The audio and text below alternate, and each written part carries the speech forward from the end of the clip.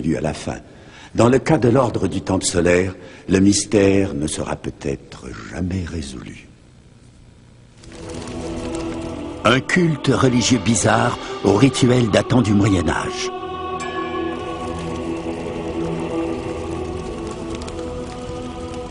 Un jeune couple et un bébé qui ont fui. Deux cadavres calcinés dans les décombres d'un mystérieux incendie. Un meurtre dont la brutalité sidère les enquêteurs les plus chevronnés. Qu'arrive-t-il lorsqu'un enquêteur de la brigade des homicides et une spécialiste des incendies criminels sont appelés sur une scène de crime si déroutante que rien ne semble avoir de sens? Plus leur enquête progresse, plus il y a de mystères et de dangers.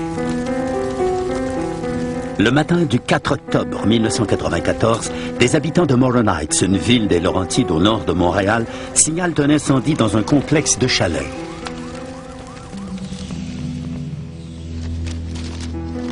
À leur arrivée, les pompiers constatent que les fenêtres et les portes du chalet sont verrouillées de l'intérieur.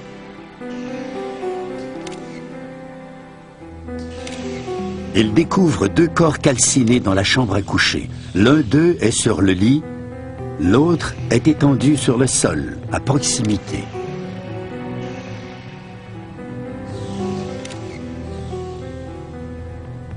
Le détective Jacques Saint-Pierre de la Sûreté du Québec mène l'enquête.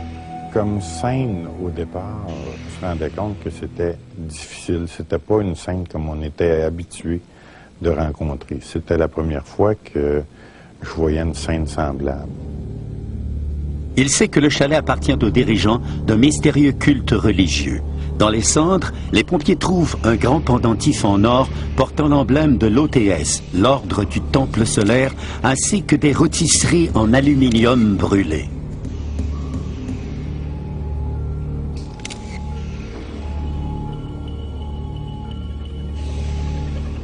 La spécialiste en incendie criminel, Carole Rousseau, se rend sur les lieux.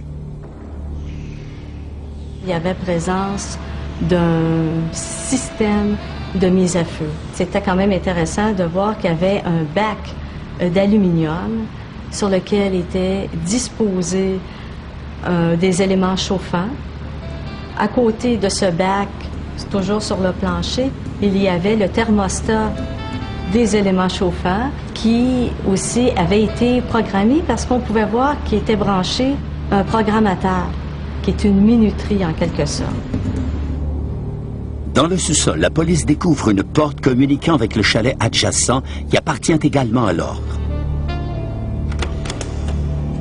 On y trouve un autre dispositif de fabrication artisanale, mais aucune trace d'incendie. En haut, dans le salon, des articles domestiques disposés de façon bien étrange attirent l'attention de la chimiste. Il y avait des chaises, il y avait des sacs. Et en touchant les sacs de poubelle, on s'apercevait qu'il y avait du liquide à l'intérieur. Et là, rapidement, on a pu voir qu'il y avait un autre mécanisme de mise à feu. C'était troublant de voir ça. Pourquoi tant de préparation? Pourquoi placer des liquides dans des sacs et les attacher à des chaises? C'était des questions qu'on se posait sur les lieux de l'événement.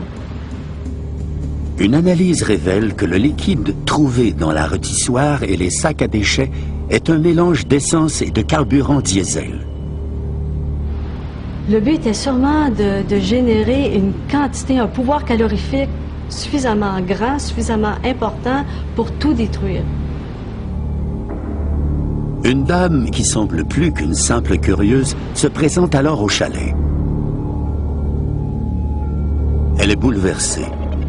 Elle recherche ses amis, la famille Ducharme, un couple dans la vingtaine qui a un jeune bébé. Ce qu'elle s'est demandé, puis ce qu'elle nous a demandé, si ça ne pouvait pas être eux qui avaient été découverts dans l'incendie, cette famille-là.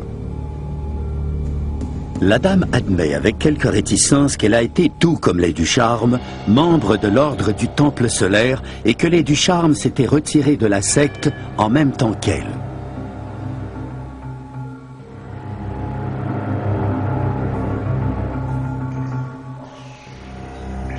À la morgue, on procède à une autopsie et à une identification dentaire des corps calcinés.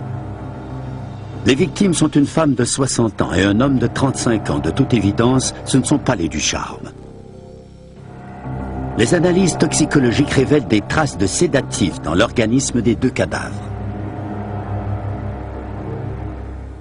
Saint-Pierre récapitule ce qu'il sait sur l'ordre du Temple solaire. Il s'agit d'un culte secret s'inspirant d'un ordre médiéval dont les adeptes croyaient en la réincarnation. Il sait également que cet ordre existe au Québec et en Suisse.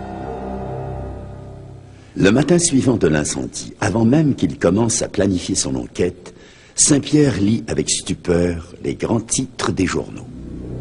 50 personnes sont trouvées mortes en Suisse après un suicide ou assassinat collectif. Toutes étaient membres de l'ordre du Temple solaire. Certaines ont reçu une balle dans la tête. L'incident de Moronites vient de se transformer en un événement majeur d'envergure internationale.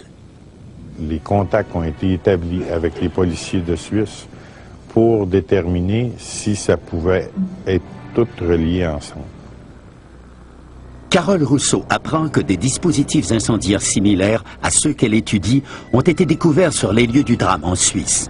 Elle communique immédiatement avec les chimistes judiciaires de ce pays pour échanger de l'information avec eux. Les dispositifs suisses ont été construits de la même façon que ceux trouvés ici. C'était vraiment bizarre, c'était curieux plutôt. Pourquoi autant de mécanismes sophistiqués, c'est ça? Parce que j'en ai vu toutes sortes de mécanismes de mise à feu, mais pas aussi compliqués. Elle entreprend de les examiner de près, espérant ainsi déterminer comment les incendies ont été déclenchés et s'il s'agit d'un suicide, d'un meurtre ou d'un mélange des deux.